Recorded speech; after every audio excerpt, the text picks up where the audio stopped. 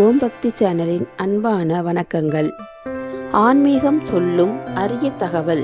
இந்த உலகில் மனிதர்கள் தங்களது அடிப்படை தேவைகளை பூர்த்தி செய்து கொள்ள பணம் அதாவது செல்வம் வேண்டும். பணம் அதாவது செல்வங்கள் எத்தனையோ வழிகளில் நமக்கு கிடைக்கிறது. அந்த செல்வங்களில் முக்கியமாக 3 வகையான செல்வங்களே நிலையான செல்வங்கள் என்று நம் முன்னோர்கள் குறிப்பிட்டுள்ளனர்.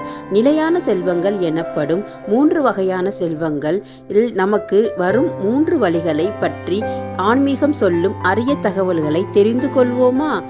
அவை லட்சுமி செல்வம், குபேர செல்வம், இந்திர செல்வம் எனப்படும்.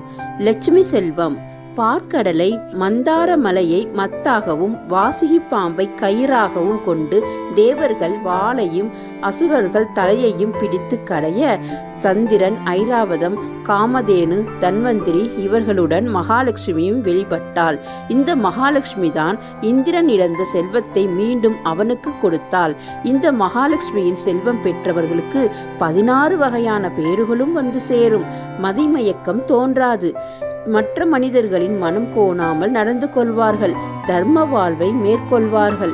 இந்த செல்வம் 7 தலைமுறையும் தாண்டி நிலைத்து நிற்கும். இந்த செல்வம் வளர்பிறை சந்திரனை போன்று ஓங்கி வளரும்.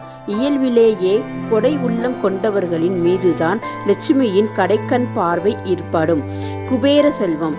குபேரனை ஒருவர் மனமுருகி பிரார்த்தித்தால் குபேரன் வழங்கும் குபேர செல்வம் அந்த பக்தருக்கு திடீர் செல்வமாக வந்து சேரும்.